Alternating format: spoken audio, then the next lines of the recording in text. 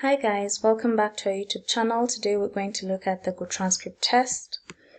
Scroll all the way to the bottom and right below for transcriptionist, select work. Scroll again and right below apply now, select the language you'd like to do this test in. Enter the email address you'd like to sign up with and your password, and then click on sign up. Now the first thing we get to do is 10 compulsory questions, and these questions are always based on the style guide. So I always recommend you have the guidelines opened in a different tab, such that if you're not sure of something, you can just control find from the style guide. Which form is the correct one when showing affirmation, full verbatim? What do you have to do when a person agrees on something by saying yep or okay, clean verbatim? What are the types of time stamping? Now, as I've advised, if you're not sure of something, for example, let's assume we're not sure of time stamping, right? We'll just come to the transcription guidelines section, Control+F, control find, and then you search. Time stamping types, right? You can see every 2 minutes, every time the speaker changes. So anything you're not sure of, just control find and you'll most probably find it in the guidelines. Which sentence is written and capitalized correctly? You know, these are slang words, and if this is clean verbatim, that doesn't work. You can find that in the guidelines. This starts with a small letter, so automatically it's disqualified, so that leaves us with D. So basically what you're doing is you're using your common sense, and what you don't know, you just go to the guidelines. If there is an etc. in the audio, what should you do? What is considered as a filler word in full verbatim?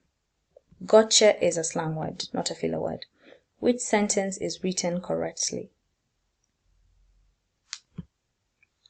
Why should you always transcribe files on your own? Using AI is a breach of GT's advertisements for 100% human-generated transcription services. That's pretty much straightforward.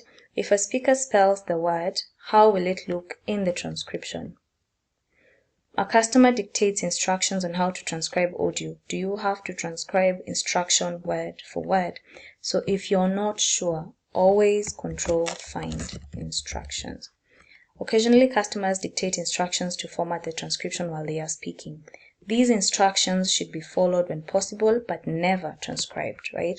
So automatically that would have disqualified the first and the last section. And then you click confirm.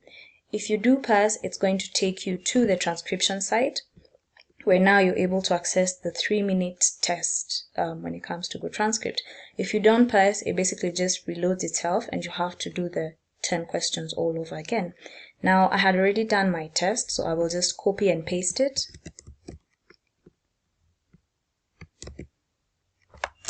Always make sure you speaker label your work, you follow their guidelines, you paragraph them properly, and then proofread your work. When you're done, scroll down and send it for review.